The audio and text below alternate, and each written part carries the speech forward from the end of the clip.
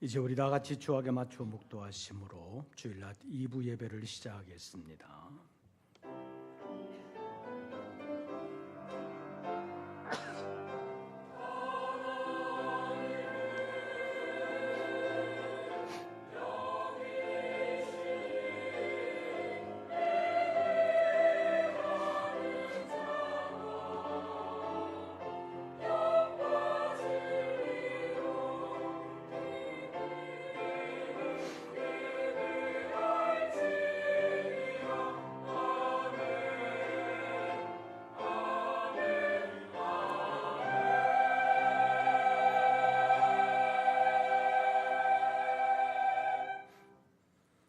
일의 결국을 다 들었으니 하나님을 경외하고 그의 명령들을 지킬지어다.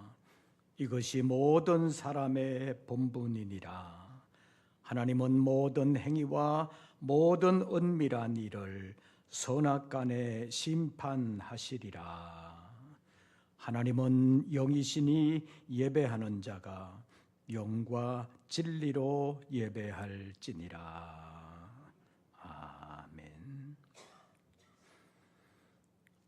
오늘도 영을 가진 사람인 것을 다시 한번 기억하며 영이신 하나님 앞에 나와 예배하는 우리 모든 권속들을 주님 받아 주시옵소서. 지나간 한 주간에 분주복잡한 세상 가운데서 지켜주신 하나님, 오늘의 예배를 통하여 종들을 새롭게 하심으로 능하게 하심으로 새로운 한 주간 주님과 동행하게 하시고 주님 기뻐하시는 일들을 이루어드리는 믿음의 사람, 사명의 사람으로 살게 하여 주시옵소서. 오늘의 예배 가운데 임재하시고 우리 모든 믿음의 권속들을 붙들어 주심을 믿사오며 우리 주 예수 그리스도의 이름으로 기원하옵나이다. 아멘. 사도신경 세번역본으로 우리의 신앙을 함께 고백하겠습니다. 나는 전능하신 아버지 하나님 천지의 창조주를 믿습니다. 나는 그의 유일하신 아들 우리 주 예수 그리스도를 믿습니다. 그는 성령으로 잉태되어 동정녀 마리아에게서 나시고 본디오 빌라도에게 고난을 받아 십자가에 못 박혀 죽으시고 장사된 지 사흘 만에 죽은 자 가운데서 다시 살아나셨으며 하늘에 오르시어 전능하신 아버지 하나님 우편에 앉아 계시다가 거기로부터 살아있는 자와 죽은 자를 심판하러 오십니다. 나는 성령을 믿으며 거룩한 공교회와 성도의 교제와 죄를 용서받는 것과 몸의 부활과 영생을 믿습니다. 아멘. 찬송가 16장을 함께 부르시겠습니다.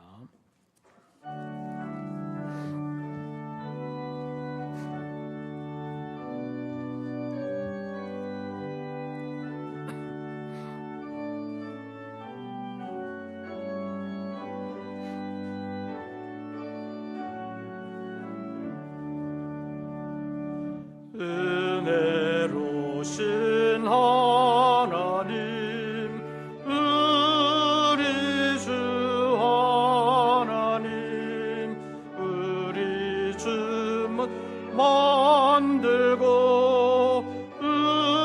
우리를 택하여 사랑하는 자녀로 삼아 주신 것 그 은혜가 고마워 찬양합니다.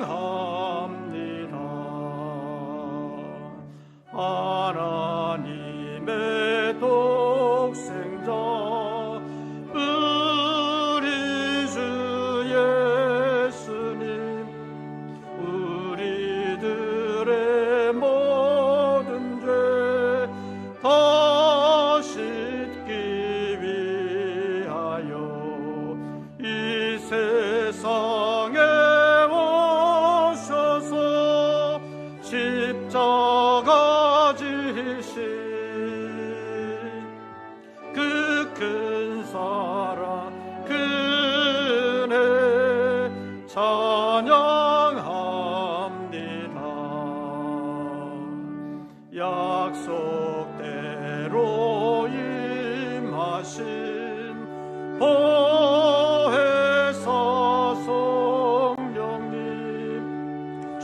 충만하게 하시어 기쁨을 주시고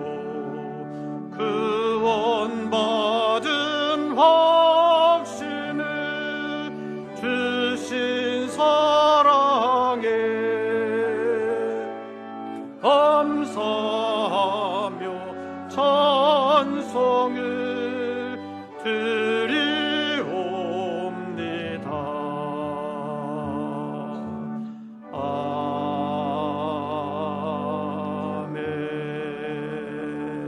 아멘. 오늘의 성시교독은 135번입니다. 교독문 135번. 성령 강림 첫 번째 교독문을 함께 교독하시겠습니다. 그의 위에 여호와의 영 곧 지혜와 총명의 영이요 모략과 재능의 영이요 오직 하나님이 성령으로 이것을 우리에게 보이셨으니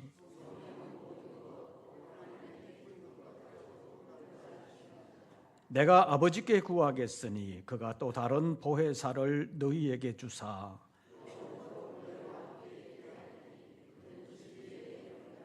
보혜사 곧 아버지께서 내 이름으로 보내실 성령 그가 너희에게 모든 것을 가르치고 오직 성령이 너희에게 임하시면 너희가 권능을 받고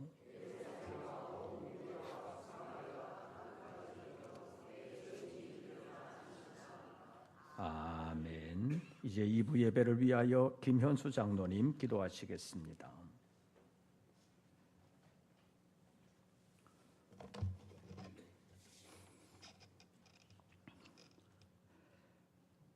거룩하시고 자비로우신 하나님 아버지, 녹음이 짙어지고 생명력으로 가득한 6월의 첫 주일, 거룩한 주일을 맞이하여 하나님 전으로 나와 예배드릴 수 있도록 저희들을 인도하여 주심을 감사를 드립니다.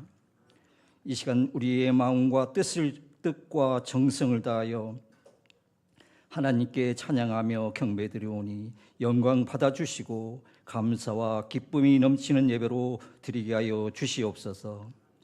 주님, 지난 한 주 동안도 세상의 소리에 흔들리며 하나님 말씀대로 살지 못하고 감사함으로 살지 못한 우리의 연약함을 고백합니다. 우리의 교만과 불순종을 용서하여 주시옵소서. 주님의 긍휼과 은총으로 이 시간 우리를 새롭게 하여 주시고 우리의 길을 여호와께 맡기며 의지하게 하여 주시옵소서. 복음과 같이 이루는 우리 교회를 지켜주시고 보장하여 주시옵소서. 제11자 영국 삼자성회가 10월 둘째 주간에 개최됩니다.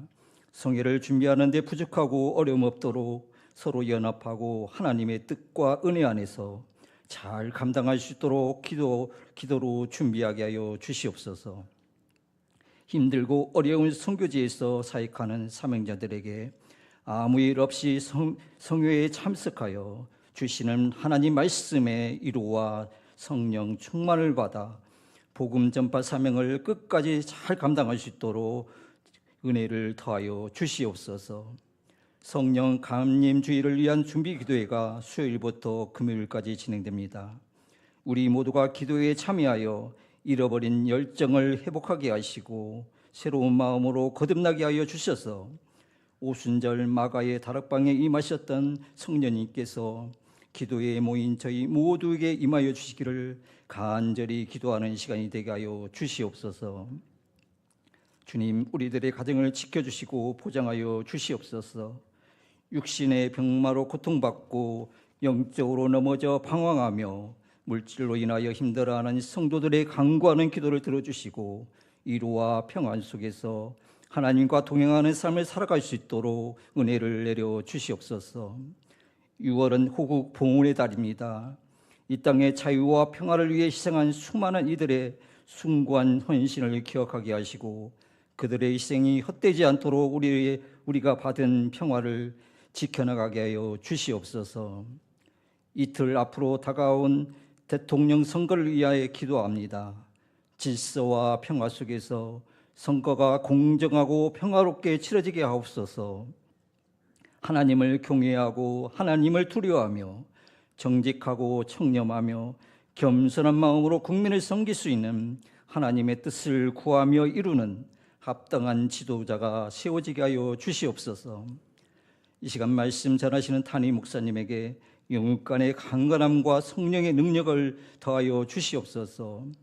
주시는 생명의 말씀을 통하여 우리의 심령이 치유되고 이 어려운 때를 이겨나갈 힘을 얻게 하시고 소망을 갖고 한 주간의 삶도 은혜가 차고 넘치게 포장하여 주시옵소서. 이 시간 온 마음과 정성을 다해 찬양으로 영광 드리는 성가대의 찬양을 기뻐 받아주시고 은혜 내려 주시옵소서.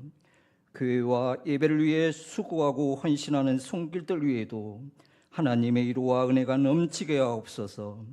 이 모든 말씀 우리의 구주 되시는 예수님 이름으로 기도드립니다. 아멘.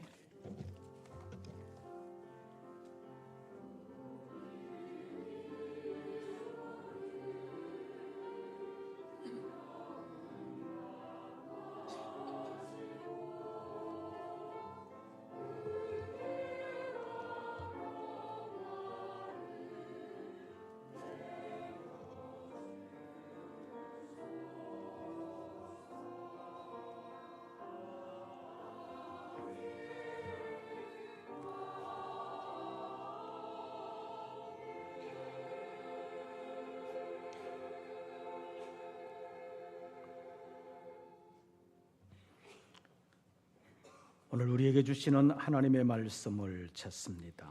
구약성경 잠언제 16장입니다. 제가 가진 성경으로는 구약성경 927쪽 잠언제 16장 1절부터 9절까지의 말씀 함께 교독하시겠습니다. 1절 말씀을 제가 먼저 봉독합니다. 마음의 경영은 사람에게 있어도 말의 응답은 여호와께로부터 나오느니라.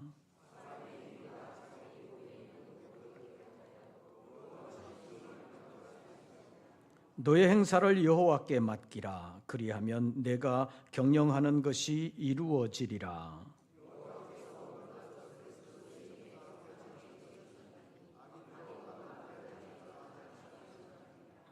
무릇 마음이 교만한 자를 여호와께서 미워하시나니 피차 손을 잡을지라도 벌을 면하지 못하리라.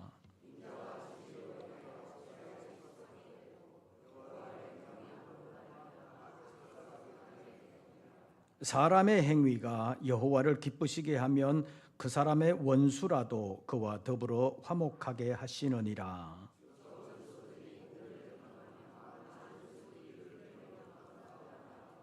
9절 다 같이 사람이 마음으로 자기의 길을 계획할지라도 그의 걸음을 인도하시는 이는 여호와시니라. 아멘. 이제 임마누엘 성가대 찬양이 있겠습니다.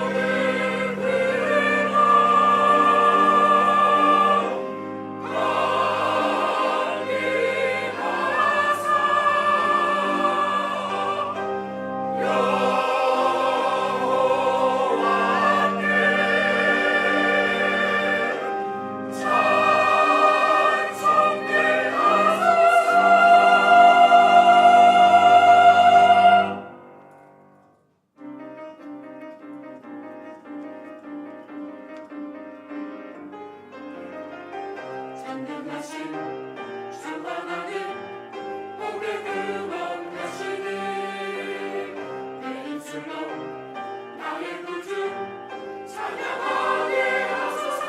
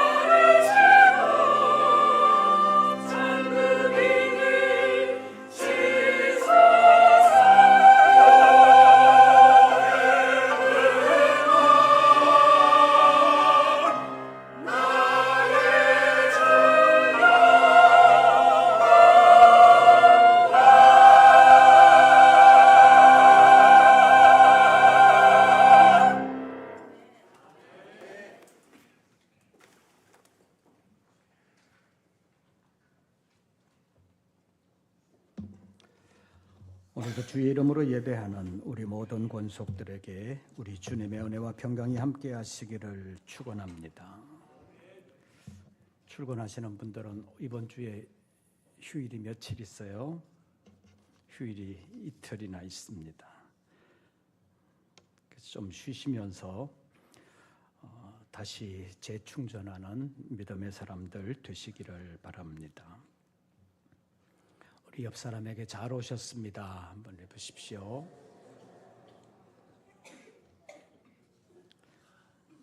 저는 이번 주에 휴일이 없습니다.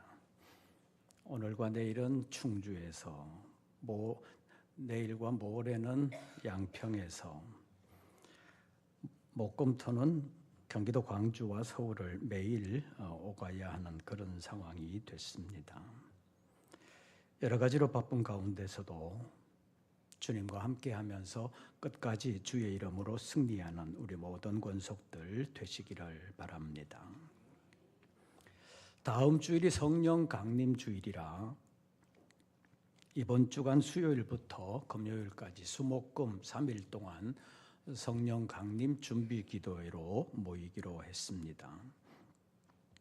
그래서 지난 주일부터 성령 강림에 대하여 살펴보고 있습니다.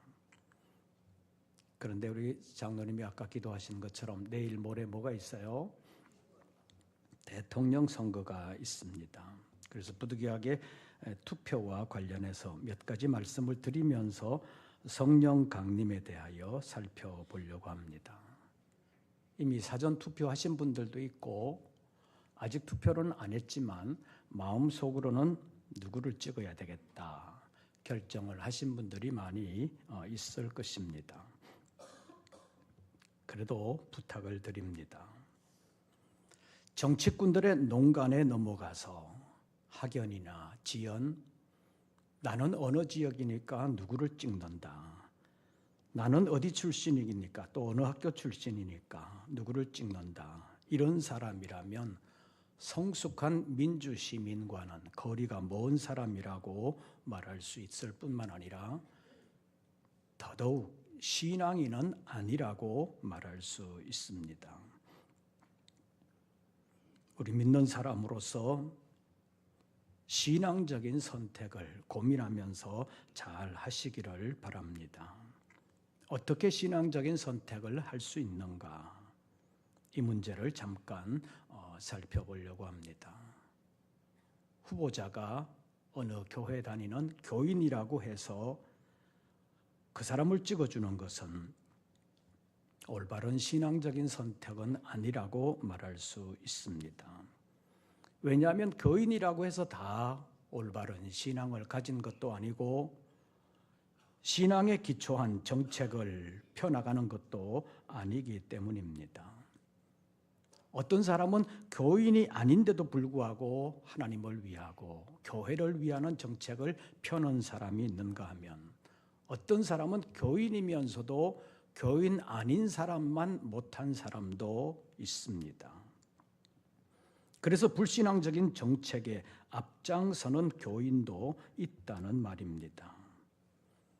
어떤 사람이 어떤 판단을 하면서 성경이 무엇을 말씀하고 있는가, 또 하나님의 뜻은 무엇인가, 그것을 아예 물을 생각도 하지 아니하고 내 편은 누구에게서 오는가, 이것만 살피는 사람은 어쩌면 자기가 하나님의 자리를 꿰차고 앉아서 마치 사람이 하나님이나 된 것처럼 생각하는 사람이라고 말할 수 있습니다.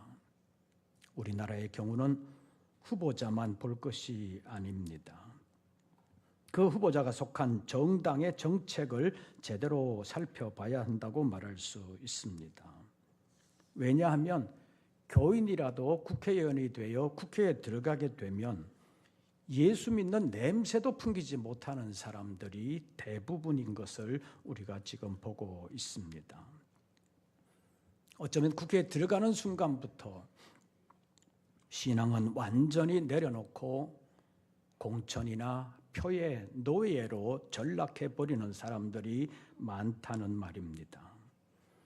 그래서 후보가 속한 정당이 반기독교적이고도 비성경적인 정책들을 남발하는 정당이라면 절대로 찍어주면 안 된다고 말할 수 있습니다. 대통령 선거든 국회의원 선거든 지방자치단체 선거든 간에 반성경적인 정책을 남발하는 정당을 찍어준다면 그것은 하나님을 욕되게 하는 수준을 넘어서 하나님을 적대시하는 일에 찬성하는 것과 같습니다. 그래서 하나님 앞에 벌을 받을 각오를 해야 된다고 말할 수 있습니다. 여러 번 말씀드린 것처럼 지금 우리나라는 정치적으로 성숙한 민주주의 국가가 아닙니다. 그래서 어디로 튈지 아무도 모릅니다. 개인적으로 보면 정당에 너무 실망하고 있습니다. 국민의힘은 국민에게 힘을 주는 정당이 아니라 국민의 힘을 빼는 정당인 것 같습니다. 민주당에는 민주주의가 없는 것 같습니다. 그래서 양당의 실망을 금할 수가 없습니다. 그래서 정치적으로도 정말 신중해야 된다고 볼 수 있습니다. 그러나 정치적인 신중보다 더 신중해야 되는 것이 신앙적 선택입니다. 신앙적으로는 더더욱 신중해야 된다고 말할 수 있습니다. 그래서 신앙적인 투표에 대해서 잠깐 말씀을 드리려고 합니다. 정치와 종교와의 관계에서 정교 분리라는 말을 많이 합니다. 이 말은 정치와 종교의 오랜 역사 가운데서 생겨난 원리라고도 말할 수 있습니다. 정교 분리라는 말이 나오게 된 그 근원은 정치가 종교의 영역에 간섭하지 말라는 것입니다. 정치가 종교의 영역을 침범하지 아니하면 종교도 정치의 영역에 간섭하지 않겠다는 것입니다. 그러나 정치가 종교의 영역을 침범하는 일이 생기면, 그래서 신앙을 방해하는 일이 생기면 신앙의 자유를 지키기 위해서 목숨을 걸고 투쟁하게 되는 것이 신앙의 본질적인 속성이라고 말할 수 있습니다. 그래서 정치가 신앙의 영역을 침범하고 있는지 잘 살펴야 된다고 말할 수 있습니다. 그렇지 않으면 신앙의 자유를 제대로 지킬 수가 없기 때문입니다. 우리는 이미 코로나19 시대에 정부가 유독 교회에게만 엄격한 잣대를 들이밀면서 예배 자체를 완전 금지한 경우가 있는 것을 우리가 경험했습니다. 세계에서 유례를 찾아보기 힘든 일이었습니다. 그래서 교회가 정부 시책에 대해서 알레르기 반응을 보이는 때도 있습니다.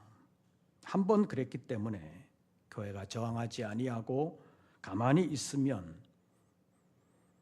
다음에는 더 심한 강도로 교회를 압박해 올 것이기 때문입니다.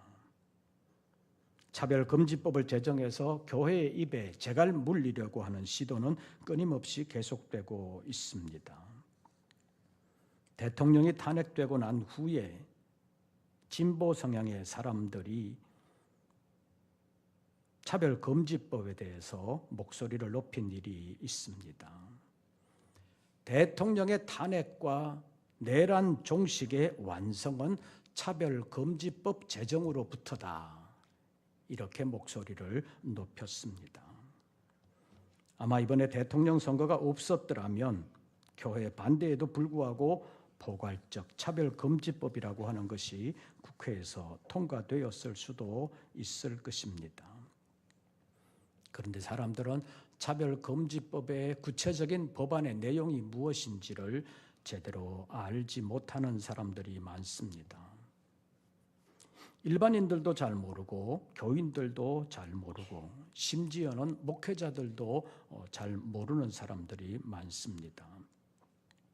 그러면서 차별은 없어져야 되지 않냐. 그래서 차별금지법을 찬성하는 사람들이 많습니다. 그러나 그 법안의 내용을 신앙적인 관점으로 보면 동성애 허용을 넘어서 동성애 보장법이요 동성애 교육법이라고 말할 수 있습니다. 종교적인 영역에서 보면 이단 허용을 넘어서 이단 보장법이라고도 말할 수도 있습니다. 예를 들어서 보면 기독교인이 운영하는 기업에 이단이 입사 지원서를 냈을 때 받아주지 아니하면 종교 때문에 차별을 받았다 이렇게 주장할 수 있고, 그 회사가 차별했다는 것으로 여러 가지 지원을 못 받거나 아니면 제재를 받을 수도 있습니다. 이미 미션스쿨이라고 불리는 기독교 학교에서는 불신자 교사를 교육청에서 보내도 받지 않을 수 없는 법이 사립학교법으로 만들어져 있습니다. 지금 우리나라의 상황이 그렇습니다. 신앙적인 관점에서 보면 우리나라가 상당히 많이 기울어진 상태라고 말할 수 있습니다. 그런데도 불구하고 계속해서 하나님의 은총으로부터 멀어지는 나라가 된다면, 그 임계점을 지나게 되면 급격하게 하나님의 징계를 자초하게 될 것인데, 그때 후회해도 소용이 없을 수도 있습니다. 지금까지는 하나님의 은총 가운데 많은 것을 누리면서 왔는데 계속해서 하나님을 떠나게 된다면 지금의 상황이 언제까지 계속될 수 있을런지 모르는 것입니다. 지금 벌써 상당히 신앙 진리에서 벗어나 있습니다. 우리 사회 곳곳에 반기독교적인 성향이 어느 시대보다도 팽배해졌다고 말할 수 있습니다. 그래서 목회자의 입장에서 하나님이 이 나라를 언제까지 참아주실까, 그런 걱정이 있는 것입니다. 지금 세계 초강대국이라고, 최대 강국이라고 말할 수 있는 미국도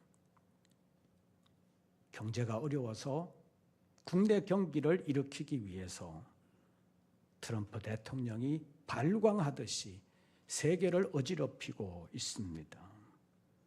왜 그렇게 하겠습니까? 국내 경기가 어렵기 때문입니다. 그런데 만약 우리나라가 하나님의 버림을 받고 심각한 어려움에 빠지게 된다면 우리는 세계를 향하여 무엇을 어떻게 할 수 있겠습니까? 세계를 향하여 할 수 있는 것이 우리나라 입장에서 보면 거의 없다고 말할 수도 있습니다. 이런 상황에서 대통령 선거가 기다리고 있습니다. 대통령은 선하고 착한 사람만 되는 것이 아닙니다. 오늘 본문 4절 말씀 보시지요. 4절 우리 다 같이 봉독합니다.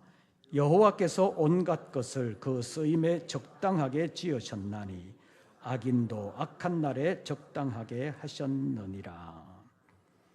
여기 악인도 악한 날에 적당하게 하셨느니라, 이 말이 무엇이냐? 악인도 재앙의 날에 쓰임 받는다는 말입니다. 그래서 공동번역에 보면 불의한 사람은 재앙이 내리는 날에 재앙 받을 사람으로 만드신 것이다, 이렇게 번역하고 있습니다. 연세 있으신 분들은 지금은 그런 말을 별로 안 하지만 옛날에는 성격이 좀 고약하고 남의 것을 잘 탐내거나 뺏는 사람, 성격이 좀 고약한 사람을 중국의 어떤 사람에게 빗대어서 말하는 경우가 있지요. 누구 같은 놈? 모택동 같은 놈. 모택동 같은 놈이라는 말을 여러분 들어보셨어요? 예전에는 좀 했습니다. 모택동은 중국을 통째로 삼킨 중국 공산당의 우두머리라고 말할 수 있습니다. 그런 사람이 어떻게 등장할 수 있었겠는가? 중국이라는 나라가 순식간에 공산국가로 넘어가는 일에 쓰임받은 사람이 모택동이라고 말할 수 있습니다. 지금 이 나라에서는 어떤 사람이 대통령으로 당선되어 쓰임받을 수가 있겠습니까? 제가 간절히 바라기는 하나님께 이 나라가 복을 받게 하는 일에 쓰임받을 수 있는 사람이 대통령으로 되기를 간절히 원합니다. 그러나 그것은 원함만 가지고 되는 것은 아닙니다. 아무리 원해도 안 될 수도 있습니다. 지금 이 백성들의 영적인 상태, 하나님을 대하는 태도에 달려 있다고 말할 수 있습니다. 이 백성이 하나님을 두려워할 줄 알고 하나님의 진리에 순종하는 나라가 된다면 하나님께서 이 백성이 복을 받을 수 있는 방향으로 이끌고 가는 지도자를 대통령이 되게 할 것입니다. 그래서 앞으로도 계속 하나님의 은총이 임하게 될 것입니다. 그러나 이 백성들의 영적인 상태, 이 백성들의 마음이 하나님을 떠나 하나님의 은총의 손길을 거두어 가실 영적 상황이 된다면 대통령이라는 사람은 선한 일에 쓰임받을 사람이 아니라 하나님의 징계를 자초하게 될 그 사람이 대통령으로 당선되게 될 것입니다. 그렇게 되면 회복하기 어려울 정도로 이 나라가 기울게 될 것입니다. 신앙적으로도 기울게 될 것이고 여러 가지 면에서 좋지 않은 방향으로 어려움으로 치닫게 될 것입니다. 그래서 지금 우리가 1차적으로 기도하고 힘써야 하는 것은 하나님의 징계를 앞당기는 사람이 대통령으로 되면 안 되겠다. 또 누가 되든 하나님의 징계를 자초하는 일을 벌이면 안 되겠다. 그런 생각을 하게 되고 하나님께서 그렇게 역사해 주시기를 바라고 기도해야 된다고 말할 수 있습니다. 지금 대통령으로 출마한 사람들의 면면을 보면 누가 하나님의 복을 받게 하는 사람이 되겠습니까? 후보와 정당을 잘 살펴볼 필요가 있습니다. 반성경적이고 반기독교적인 정책들을 펼쳐나갈 사람이 대통령이 되면 하나님의 은총으로부터는 더욱 멀어지게 될 것입니다. 그런데 사람들은 왜 그런 사람도 멀리하지 아니하고 그런 사람을 가까이 하고 그런 사람을 지지하게 되는 것입니까? 본문 2절 말씀 보시죠. 제가 1절을 읽으면 여러분들이 2절을 읽어주시기를 바랍니다. 마음의 경영은 사람에게 있어도 말의 응답은 여호와께로부터 나오느니라.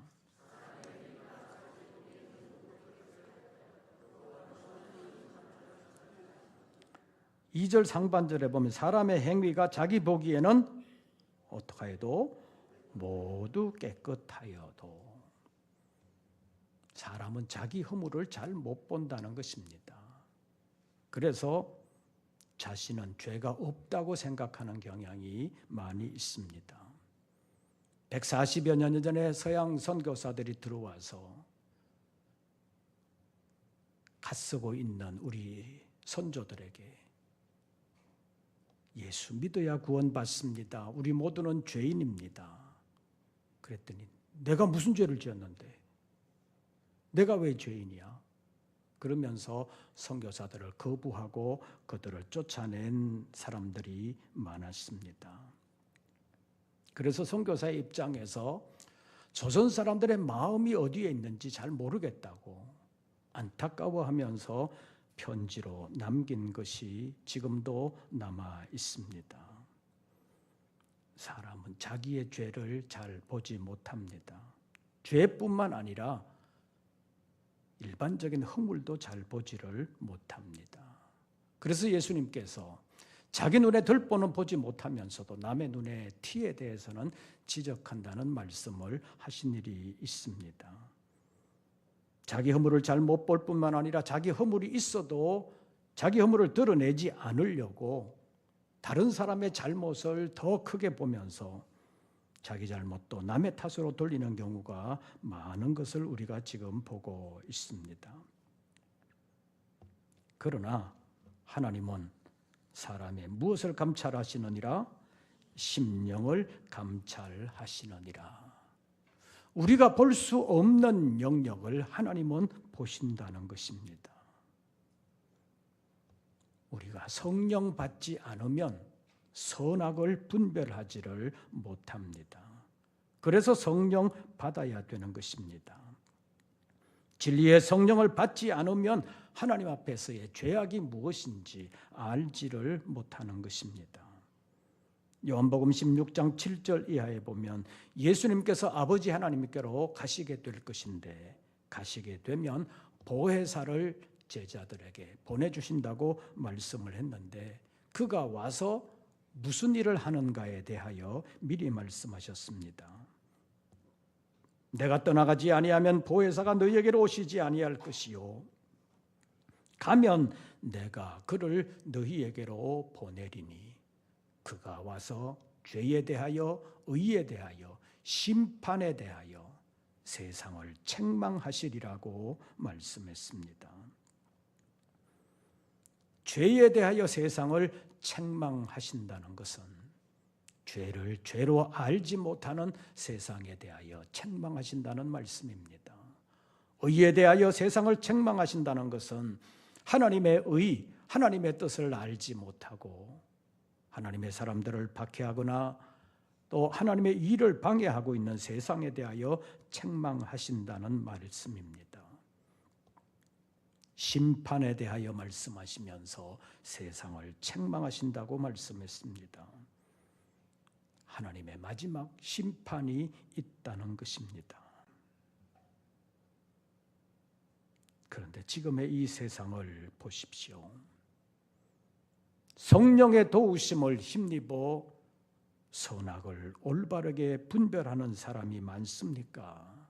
아니면 무엇가 죄인지도 알지 못하고 자기 옳음만 주장하는 사람들이 많습니까? 세상은 죄를 분별하려고 노력하기는 고사하고 있는 죄도 죄가 아니라고 우기는 세상이 지금 이 나라의 상황입니다. 이런 일은 비단 우리나라만의 문제가 아닙니다. 로마서 1장 후반부에 나오는 말씀들을 보면 동성애 문제를 비롯해서 모든 불의, 추악, 탐욕, 시기, 살인, 분쟁, 사기, 부모를 거역하고 온갖 악을 도모하는 일들이 일어나게 될 것임을 말씀하면서 이런 일이 성경이 주장하는 죄라는 사실을 알면서도 하나님은 그런 일을 기뻐하지 아니하시는 일이라는 것을 알면서도 자기들만 그런 일을 행할 뿐만 아니라 그런 일을 행하는 사람들을 나쁘다고 말하는 것이 아니라 옳다, 그거 죄가 아니다, 그렇게 주장하는 일이 오게 될 것임을 미리 경고했습니다. 그런데 요즘 그런 일들이 이 나라에서 공공연하게 일어나고 있습니다. 대표적인 것이 동성애 문제라고 말할 수 있습니다. 자기가 동성애가 되는 동성애자가 되는 것으로 그치는 것이 아니라 동성애는 성적 지향의 문제지 죄가 아니라고 강력하게 주장하는 사람들이 많습니다. 뿐만 아니라 이런 것을 법으로 죄정을 해서 동성애를 죄라고 주장하는 사람은 처벌해야 한다고 말하고 있습니다. 그리고 그런 내용을 유치원 때서부터 동성애는 죄가 아니라고, 동성애는 지극히 자연스러운 현상이라고 유치원 때부터 교육해야 된다는 주장이 차별금지법의 내용입니다. 그리고 이미 선진국이라고 불리는 여러 나라에서 이런 일들이 시행되고 있습니다. 이런 나라들에서 차별금지법이 시행되기 전과 후를 비교해 보면 불과 10수년 만에 동성애자가 차별금지법이 시행되고 난 후에 3배 정도 많아졌다고 지금 조사되고 있습니다. 이런 문제는 많은 사람이 찬성한다고 해서 죄가 아닌 것으로 되거나 죄 아닌 것이 죄가 되는 그런 현상이 올바른 현상이라고 말할 수는 없다는 것입니다.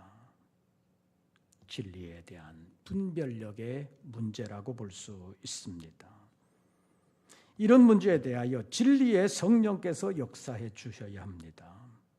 그래서 요한복음 14장, 15장, 16장에 있는 말씀을 보면 성령을 보혜사라는 말로도 부르지만 진리의 영, 진리의 성령이라는 말로 표현하고 있습니다.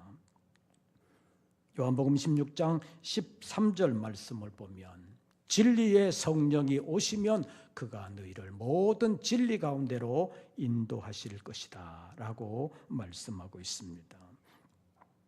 그 진리의 성령이 오셔서 예수 그리스도를 증언하시고 장래일을 알려주실 것인데 그는 주님의 영광을 나타낸다고 말씀했습니다.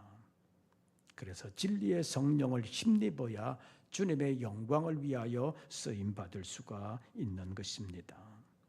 요한복음 14장 17절 말씀을 보면 그는 진리의 영이라 세상은 능히 그를 받지 못하나니 이는 그를 보지도 못하고 알지도 못함이라.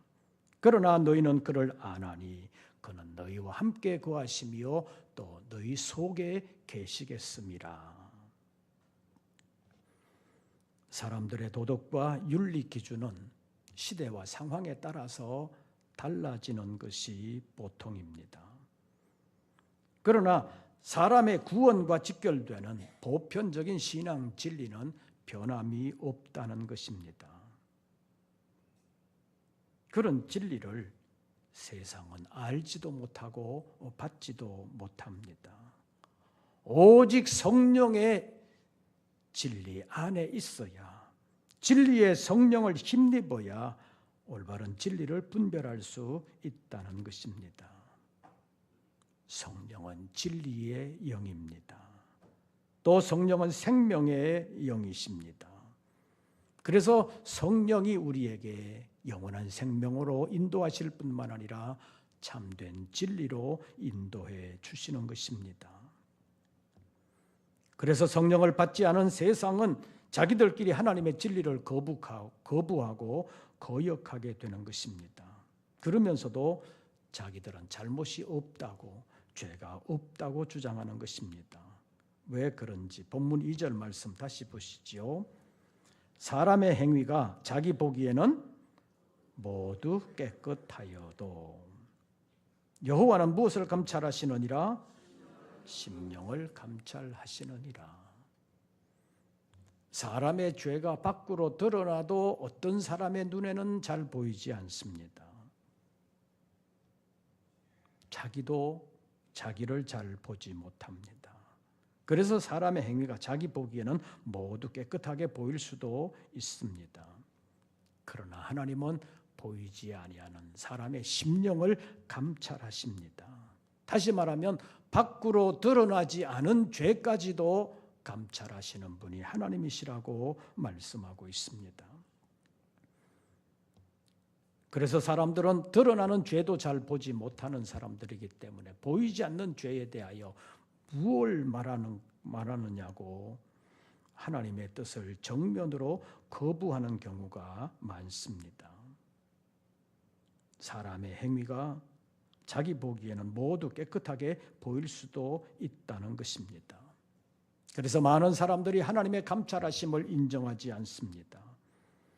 그래서 하나님 앞에서 죄를 범하면서도 양심의 가책을 전혀 느끼지 않는 사람이 있을 수도 있습니다. 이런 시대 가운데서 우리가 어떻게 신앙을 지키면서 사명을 감당할 수 있겠습니까? 성령을 힘입어야 합니다. 그래서 승천하시는 예수님께서 시급하게 제자들에게 말씀하신 것이 무엇입니까? 예루살렘을 떠나지 말고 내게서 들은 바 아버지께서 약속하신 것을 기다리라. 요한은 물로 세례를 베풀었으나 너희는 몇 날이 못되어 성령으로 세례를 받으리라.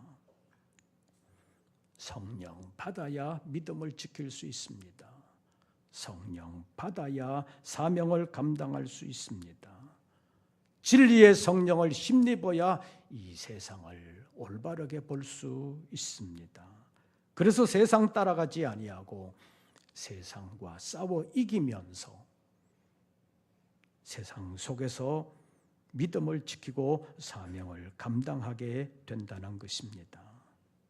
악인도 악한 날에 적당하게 쓰임 받지만 하나님의 사람은 성령 받아야 하나님의 선한 일에 쓰임 받을 수 있습니다. 하나님께서 온갖 것을 다 쓰임에 적당하게 지으셨기 때문에 악인도 악한 날에 적당하게 쓰시지만 하나님의 선한 일을 위하여, 하나님의 영광을 위하여, 하나님이 기뻐하시는 일들을 위하여 하나님께서 성령을 약속하시고 약속대로 성령을 보내시고 성령을 힘입게 하시면서 하나님의 일을 감당할 수 있도록 성도들에게 지혜와 능력으로 함께하여 주시는 줄로 믿습니다. 여러 가지 어려운 시대 속에 살지라도 낙심하지 아니할 뿐만 아니라 이 어려움 속에서도 끝까지 포기하지 아니하고 성령을 힘입어서 믿음을 지키며 사명을 감당하는 우리 모든 권속들 되시기를 주의 이름으로 축원합니다. 기도하겠습니다. 우리의 눈으로 보지 못하는 것이 많습니다. 우리의 힘으로 감당하지 못하는 것이 많습니다. 주님 도와주시옵소서. 성령으로 역사하여 주시옵소서. 이 나라의 민족을 불쌍히 여기시고 하나님의 은총의 손길을 거두지 말아 주시옵소서. 이 나라에 다시 은총을 받을 기회를 허락하시고 이 나라에 뿌려진 복음의 씨앗이 다시 자라 아름답게 꽃 피우며 열매 맺을 수 있는 방향으로 인도하여 주시옵소서. 예수님의 이름으로 기도하옵나이다. 아멘. 찬송가 195장 부르시면서 준비하신 예물 드리겠습니다.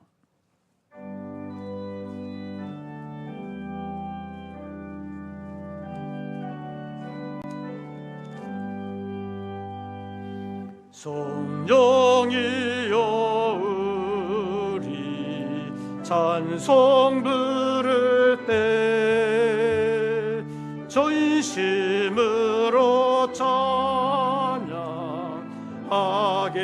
하소서. 성령이여 우리 기도 드릴 때 곁에 계셔 일러주소서. 성령이여 우리 성경 읽을 때 그 속에서 빛을 보게 하소서. 성령이여 전도할 때에 지혜로운 말씀 주시옵소서. 성령이여 우리 겸손해져서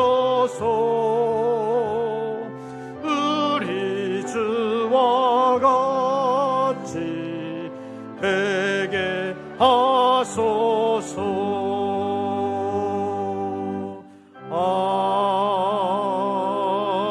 아멘. 기도드리겠습니다. 영적으로 너무나도 혼란스럽고 어둠이 짙게 드리워지는 이 나라의 민족 가운데서도 믿음을 지킬 뿐만 아니라 믿음으로 승리하는 우리 모든 권속들 되게 하여 주시옵소서. 많은 사람들이 가는 길로 따라가지 아니하고 좁은 문으로 들어가 진리의 말씀을 붙잡고 끝까지 진리와 함께 주님 편에 서는 우리 모든 권속들 되게 하여 주시옵소서. 악인도 악한 날에 쓰임받는 것을 저희들이 압니다. 우리 모든 믿음의 권속들 하나님의 선한 일에 쓰임받을 수 있도록 진리의 성령께서 깨닫게 하시고 저희들을 강권하여 주시옵소서.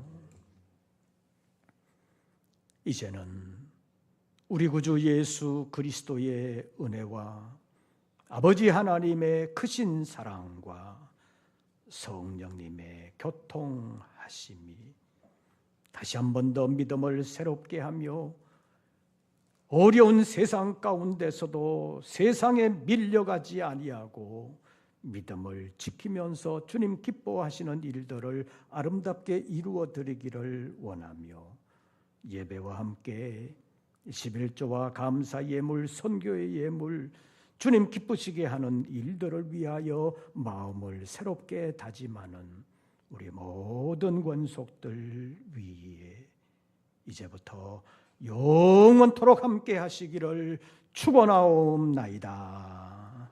아멘.